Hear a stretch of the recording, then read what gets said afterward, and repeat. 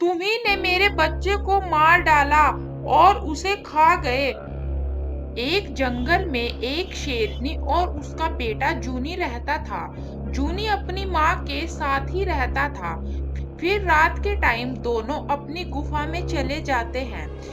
शेरनी को किसी के चलने की आवाज आती है और वो बाहर जाकर देखने लगती है। फिर कुछ शिकारी उसे चारों तरफ से घेर लेते हैं और उस पर हमला कर देते हैं और शेरनी को मार देते हैं। फिर सुबह को जूनी अपनी माँ को देखता है। उसकी माँ उसे कहीं नहीं दिखती। फिर वो आगे जाके देखता है, उसकी माँ मरी हुई होती है। माँ माँ, क्या हुआ आपको? किसने किया ये सब? फिर वहां से एक बाघिन अपने बच्चे के साथ गुजर रही थी। वो बोलती है, अरे मुझे तो किसी के रोने की आवाज आ रही है। फिर वो जूनी शेर के पास जाती है और पूछती है, बेटा क्या हुआ? जूनी बोलता है, पता नहीं किसने मेरी माँ को मार डाला। बाघिन, ये उन्हीं शिकारियों ने किया होगा। इंसान हमें क्यों मारते हैं? क्योंकि इन्हें डर रहता है हम इन्हें कोई नुकसान न पहुंचा दे। बाघिन उसे अपने जंगल ले जाती है और उसे अपने बच्चे की तरह ही पालती है। कई साल बीत जाते हैं। जूनी और बाघिन का बच्चा बड़ा हो जाता है।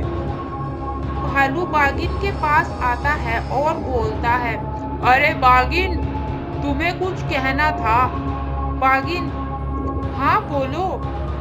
अरे मुझे लगता है तुम्हें जूनी शेर को अपने घर से निकाल देना चाहिए, क्योंकि वो एक शेर है। कहीं वो तुम्हारे बच्चे को ना मार कर खा जाए। तुम्हें समझा रहा हूँ, बाकी तुम्हारी मर्जी। भालू ये सब बोलकर वहां से चला जाता है। फिर बाघिन दोनों बच्चों को समझाती है, तुम दोनों एक दूसरे का ख्याल रखना। जूनी बोलता है, हाँ माँ, मैं इसका ख्याल रखूंगा। बाघिन का बच्चा भी बोलता है, हाँ माँ, हम दोनों एक दूसरे का ख्याल रखेंगे। फिर बाघिन उन दोनों के लिए खाना लेने चली जाती है। जूनी बाघिन के बच्चे को लेकर नदी के पास जाता है और वहाँ खाना खाता है, लेकिन बाघिन का बच्चा वहाँ पास में ही घूमने चला जाता है। जूनी देखता है वो वहाँ नहीं है। तभी वहाँ बाघिन आ जाती है और उससे पूछती है, मेरा बच्चा कहाँ है? जूनी, माँ वो तो यही था, पता नहीं कहाँ चला गया।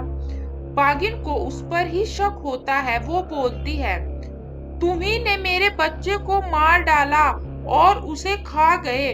तुम मेरी नजरों के सामने से चले जाओ। जूनी वहां से चला जाता है। फिर थोड़ी देर बाद बाघिन का बच्चा वहां आता है और बताता है, मैं यहीं पास में घूम रहा था। फिर बाघिन को अपनी गलती पर पछतावा होता है और जूनी से माफी मांगती है और फिर तीनों खुशी खुशी एक साथ रहते हैं। अगर आपको हमारी स्टोरी अच्छी लगी तो सब्सक्राइब करना ना भूलें, लाइक करें, कमेंट करें। एक जंगल में पीले रंग का शेर रहता था। उसके 3 बच्चे थे। वो तीनों बच्चे हरे रंग के थे। एक का नाम मोनू, दूसरे का नाम जूनी और तीसरे का नाम मोची था। पीला शेर अपने बच्चों से बहुत प्यार करता था।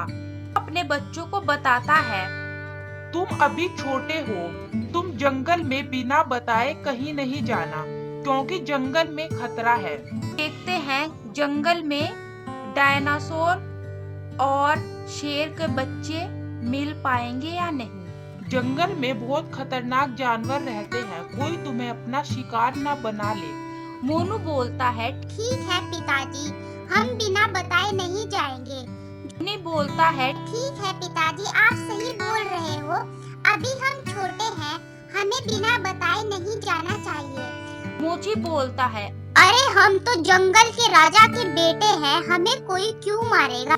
पीला राजा वहाँ से चला जाता है। फिर कुछ देर बाद मोची कहता है, मैं तो चला जंगल घूमने। जूनी बोलता है, पिताजी ने मना किया है। मोची बोलता है, पिताजी को नहीं पता चलेगा। जूनी भी पीछे पीछे चल देता है।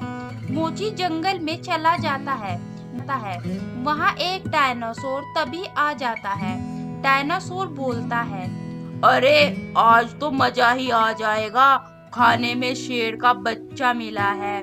मोची जंगली मोनू अपने पिताजी को सारी बात बताता है। तभी तभी पीला राजा जंगल की ओर जाता है और देखता है डायनासोर मोची के ऊपर हमला करने ही वाला था।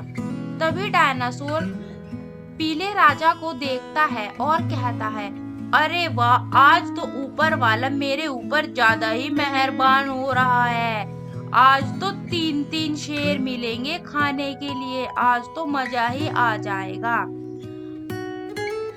लेकिन तभी पीले राजा और डायनासोर आपस में लड़ने लगते हैं और डायनासोर मर जाता है और हरा शेर मोची को भी बचा लेता है। फिर मोची मोनू और पिताजी से माफी मांगते हैं और कहते हैं, मैं आज के बाद कहीं नहीं जाऊंगा बिना बताए। पिताजी, आप मुझे माफ कर दो। अगर आपको हमारी स्टोरी अच्छी लगी तो सब्सक्राइब करना ना भूलें। लाइक करें, कमेंट करें